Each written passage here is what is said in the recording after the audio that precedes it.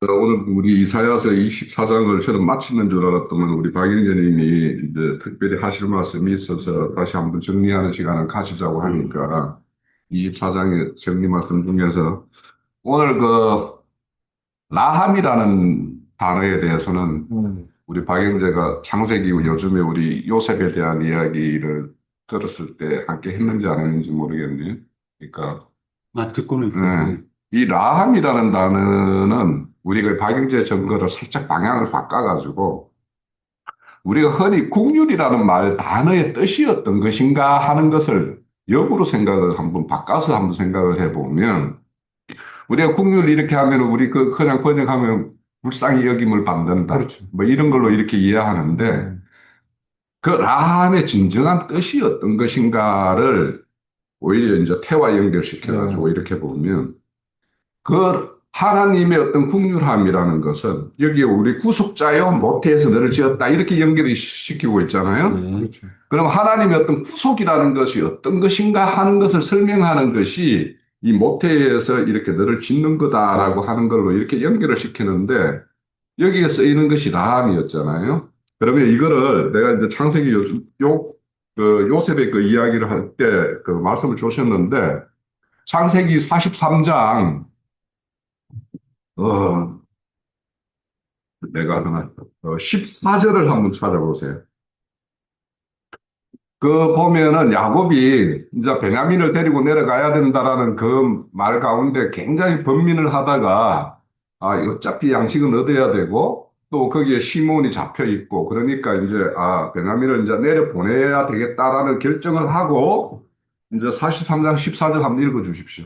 14절이요. 네. 68페이지고요. 음, 전능하신 하나님께서 그 사람 앞에서 너희에게 은혜를 베푸사 그 사람으로 너희 다른 형제와 베냐민을 돌려보내게 하시기를 원하노라. 그렇죠. 자, 내가 거기에 자식을 잃게 되면 이르리로다. 네. 거기 보면은 은혜라고 표현되어 있는 네. 것이 여기에서는 국률이에요. 네.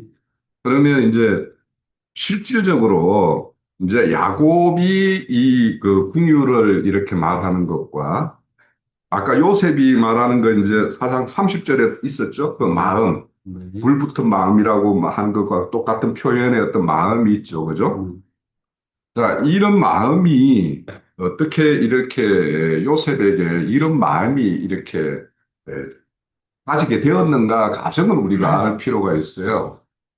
우리 요셉이 보면 형제들에게 의해서 땅에 묻혀서 죽임을 당할 뻔했다가 간신히 이 애굽으로 팔려가는 어떤 그런 걸로 좀 전환이 되었죠. 그러면 이제 그 애굽에 팔려가서는 보디발 아내에 의해서 이렇게 모함을 받고 옥에 갇히게 됐죠. 옥에 갇혀서는 거기에서 간수장의 어떤 역할을 해요, 오히려. 그러다가 거기에서 가는들을 만나가지고 최종적으로는 바로의 어떤 총리로 이렇게 등극하는 걸로 이렇게 나아갔죠. 그러면 이 요셉의 보호라는 걸 한번 생각해 보세요. 하나님의 보호. 그리고 그 보호가 최종적으로는 자기 민족, 자기 백성들을 이렇게 흉년을 맞아 기근으로 이 양식이 없을 때 그들을 이렇게 먹이고 보호할 수 있는 그런 보호자로 세우는 것까지가 지금 이야기가 전개가 되어 있죠, 요셉을. 이것이 바로 하나님의 어떤 구속이고 구원이고 그를 국률을 입힌 결과예요. 그러니까 하나님의 국률이라는 것은 어떤 것이냐? 오히려 태안에 아이가 온전한 생명으로 착상이 되어서 자라게 해서 그가 최종적으로 출문에 이르게 하고 출문을 하게 되면은 이제 이 밖에서 이제 또 이 우주 공간 속에서 그를 이렇게 큰 하나님의 어떤 그 모든 것을 드러내는 그런 사람으로 짓는 과정이 또 있죠. 그래서 이 하나님의 국률이라는 것은 모태의 그 어떤 작은 생명을 온전한 생명으로 자라게 하는 그 모든 가정과 같이 그를 보호하고 지키고 필요한 영양을 공급하고 그렇게 해서 자라게 하는 이 모든 가정이 하나님의 국률이라는 거예요.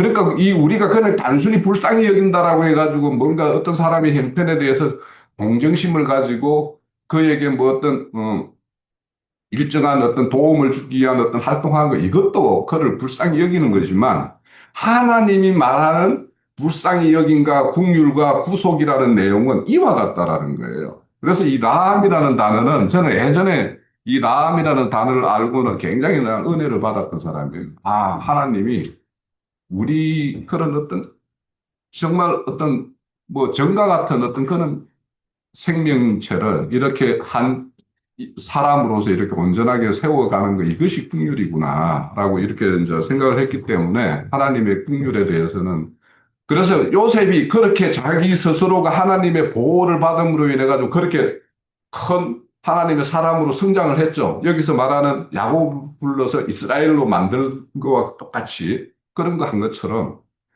그렇게 하나님의 긍휼을 입은 사람만이 다시 자기 민족, 자기 백성을 그렇게 국률로서 그를 보호하고 지키고 할 수 있다라는 거예요. 그러니까 교회의 본질이라는 것은 하나님의 어떤 그런 보호 아래 그런 어떤 자기 어떤 그런 인생의 역정과 가정을 겪어서 하나님의 온전한 이기는 생명을 가진 자로 이렇게 세움을 받은 사람이 또다시 자기가 그 사람을 다른 형제 자매들을 위해서 그런 국률을 베푸는 사람이 될 수 있다라는 거예요. 그래서 교회라는 것은 그런 사람들이 모여서 이루어지는 것이 이제 교회의 모습이고, 그리고 이 모태라는 거는 하나님의 전에 이제 아까 그 제가 첫 번째 그 카톡에 올렸던 거는 이 우주 만물 자체가 하나님의 첫 창조 세계 이 자체가 하나님의 어떤 하나의 모태예요. 하나님의 그 어떤 사람을 짓는 그런 어떤 자극 공간이기도 하고, 그래서 저는 이제 이 우주 공간을 하나님의 모태라고도 할 수도 있고, 또 하나님의 어떤 작업장이라고도 이제 저는 이렇게 표현을 해요.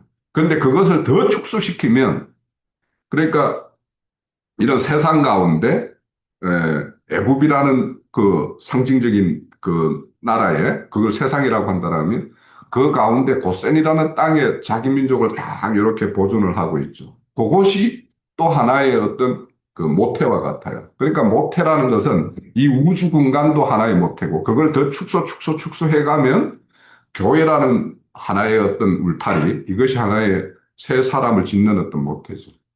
그래서 우리가 출애굽기에 애굽에서 이제 이렇게 그 자기 민족, 자기 백성들이 하나님의 어떤 원하는 어떤 수를 이루었을 때, 그때 이제 그들을 출애굽을 시켜요. 그러면 출애굽 시켰을 때는 이제 하나의 이제 우리가 그게 거듭남이라고 이렇게 표현을 해요.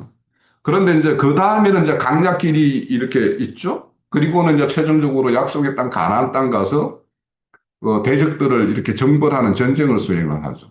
그러면 이 강야라는 거는 또 다른 하나의 또 태가 되는 거예요. 거기에서 뭐냐? 이기는 자들.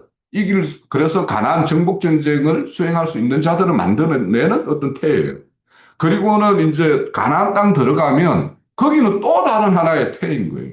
거기에서 정복 전쟁을 하고 이제 거기를 다스려야 되잖아요. 온전히 하나님의 어떤 도성으로서.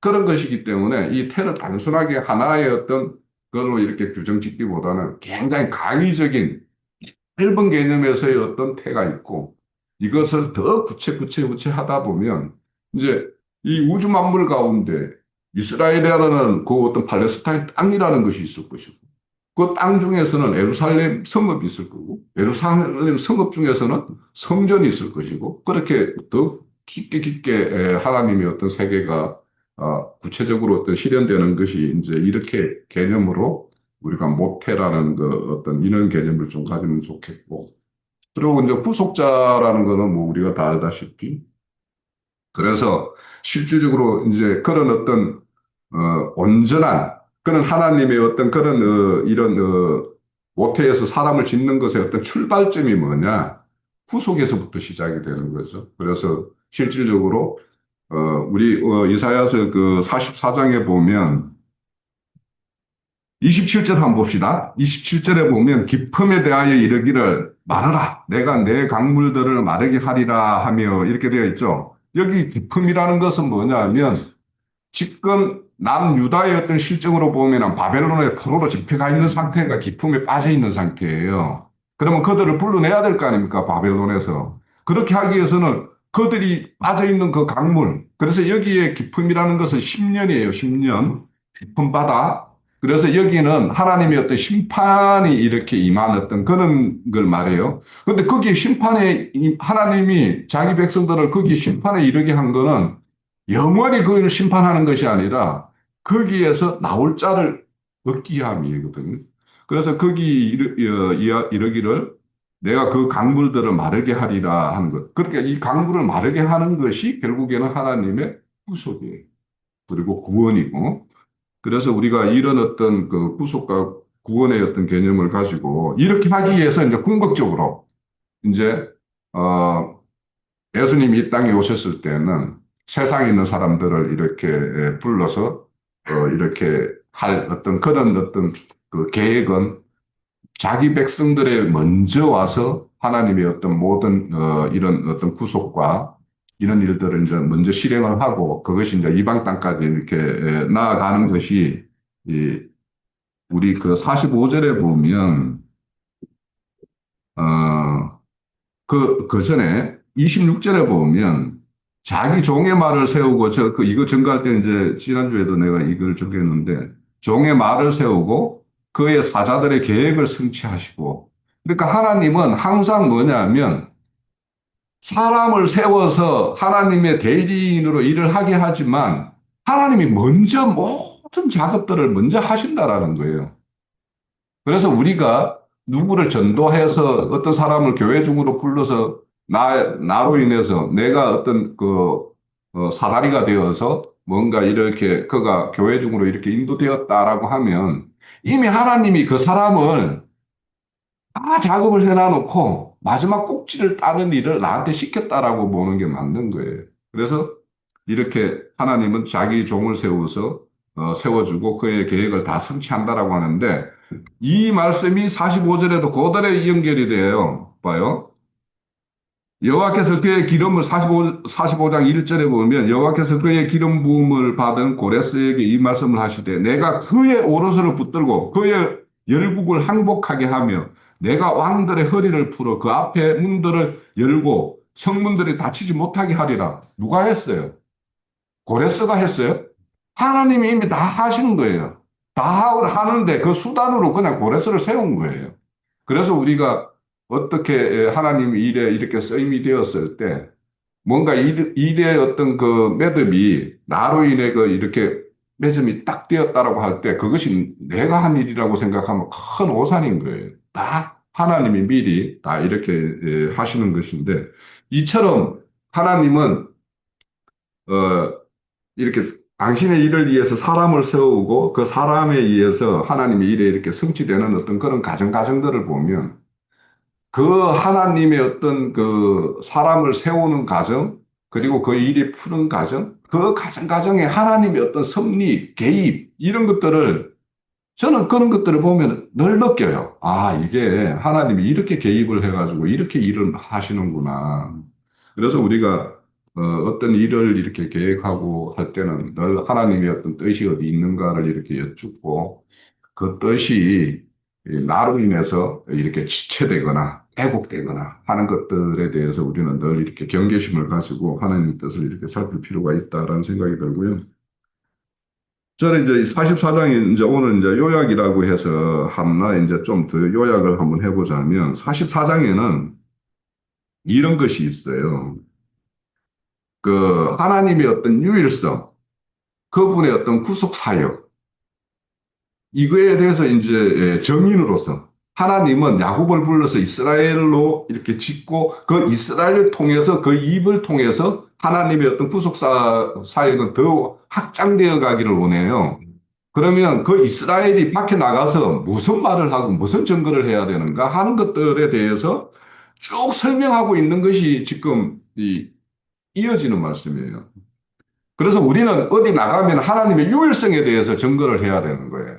그러니까 요즘에 뭐 교리적으로 뭐 삼위일체가 어떻다 저떻다 하는 거 이런 것들은 인간이 성경에 어떤 기록된 말씀을 보니까 아버지도 등장하고 아들도 등장하고 성령도 등장하고 이러니까 이걸 뭐라고 해야 되지 하다 보니까 인간들이 그냥 삼위일체라고 하자. 하나님이 여럿일 수는 없으니까 아버지, 아들, 성령은 하나의 일체된 모양이다. 뭐 이런 뜻으로 가지고 있는데, 일면 이제 그런 어떤 설명도 이해가 돼요. 그런데 이제 그거는 가장 삼일체 교리의 가장 큰 문제는 뭐냐면, 내가 다시 오리라고 했던 그 다시 오리라는 다른 그 보혜사로 오리라고 했던 그 보혜사가 아직도 안 왔다라고 만들어버리는 것이 가장 큰 문제예요. 그래서 그들은 아직도 다시 오리라는 그 어떤 때를 기다리고 있는 거 아니에요. 모든 기독교 종교인들이.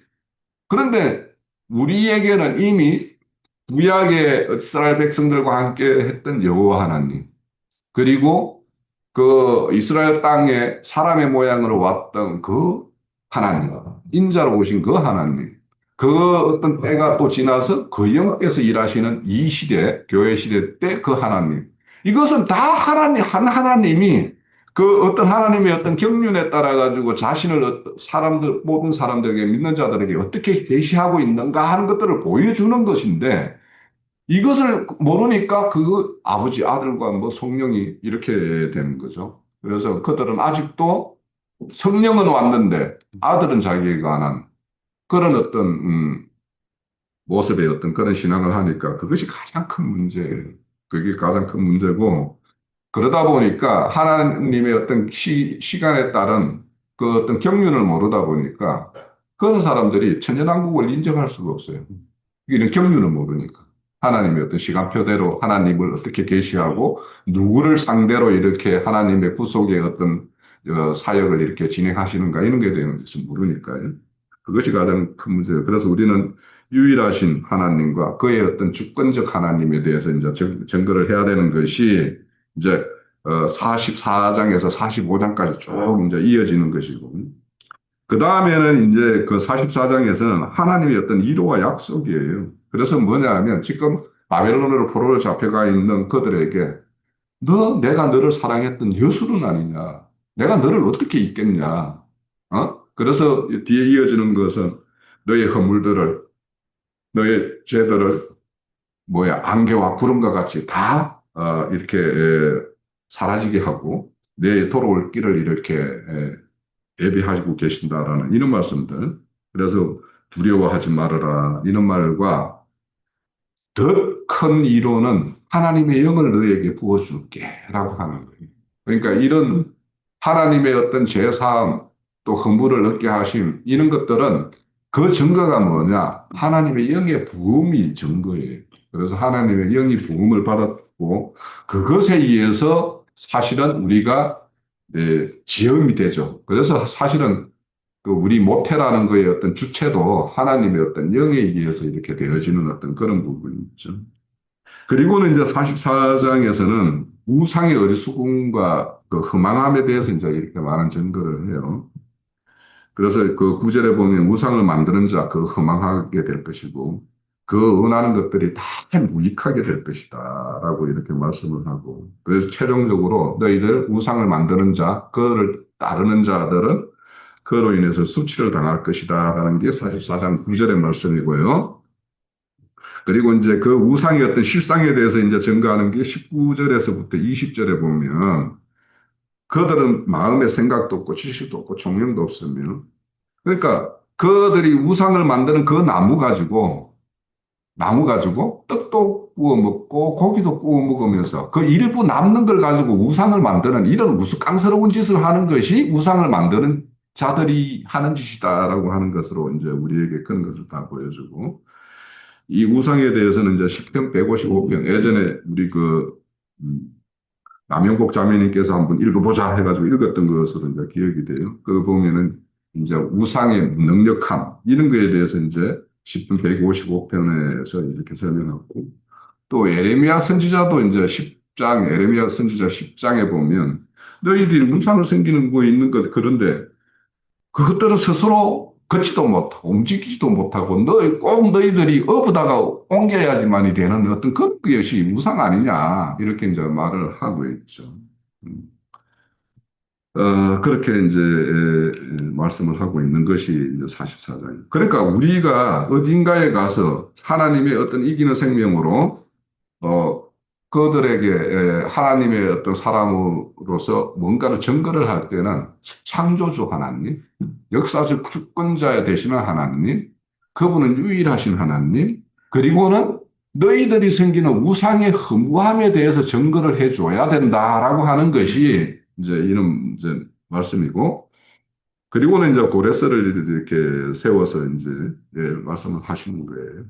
그래서 이제 고레스에 대해서는 뭐 앞으로 이제 그 45장에 가서 이제 말씀을 나누겠지만, 그 역대하 36장을 한 번만 이거 뭐 읽어보고 저는 이제 마칠게요.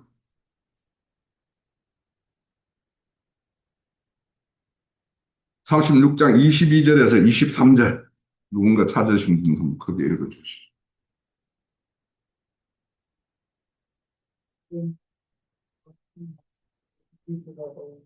여호와께서 바사의 고레스와 한 마음을 긍정히 쓰시니 그가 온 나라에 진세도 하고 도세도 내려오고 바사형 고레스가 이같이 말한 하늘의 신 여호와께서 세간 남북을 내게 주셔서 나에게 명령하여 이가 예루살렘이 성별을 건축하라 하셨나니 너희 중에 뒤에 백성된 자다 올라가 있어서 너희 하나님 여호와께서 함께 하시기를 원하노라 하였어요.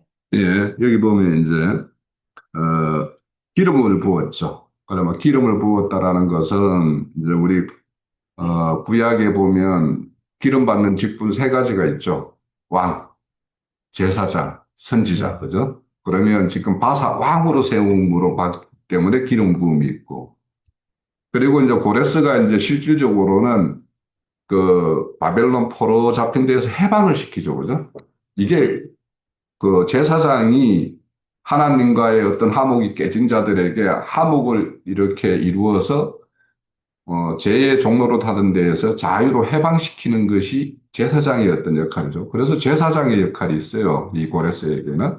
그리고는 이제 실질적으로 이제 그 또 여기 보면은 이제 이사야서에는 이제 언급이 안 돼 있지만 금방 역대하에는 성전을 짓게 하죠. 돌아가서. 그럼 성전을 짓는 것은 거영의 일이죠. 거영의 일이라는 것은 결국에는 선지자의 가르침, 이런 걸 통해서 우리가 이렇게 성전을 지어가는 거죠. 그래서 실질적으로 고레스에게는 이런 어떤 세 가지 직분을 다 이렇게 가지고 있는 어떤 그런 기름 부음이에요.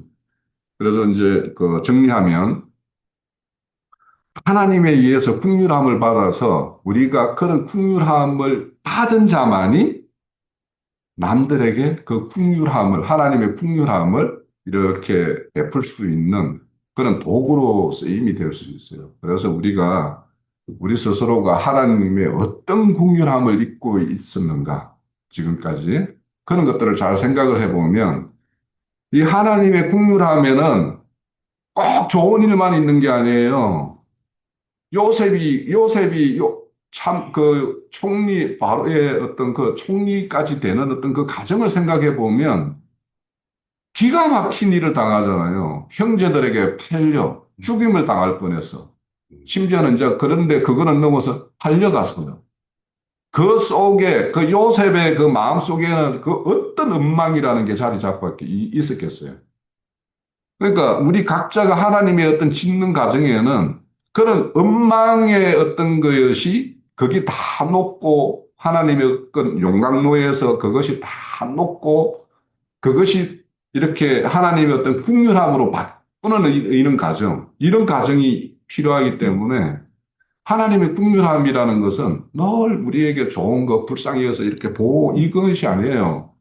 온실에 하나님은 온실에 하초를 키우는 것이 아니라 어떤 애부의 어떤 풍파에도 이길 수 있는 그런 생명력을 짓는 것이 하나님의 목적이기 때문에 그래서 우리 믿는 자에게는 더 큰 시련이 올 수도 있어요. 거의 그런 시련이라는 것이 없이 하나님이 그 불쌍히 여기는 마음을 우리에게 줄 수 없어요.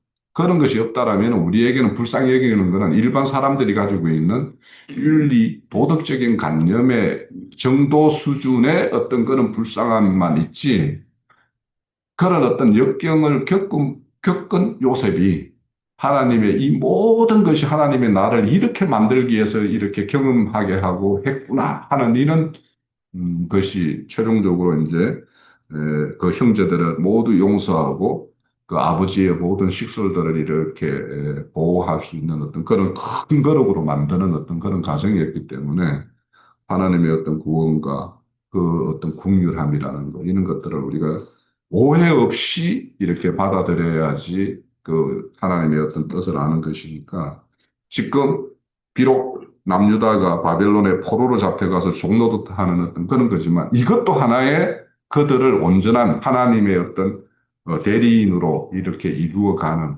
그런 과정이라는 것. 그래서 이것이 진정한, 이런 것을 알아야지 하나님의 진정한 우리는 위로를 받을 수 있고 하나님 뜻을 헤아릴 수가 있는 거죠. 예.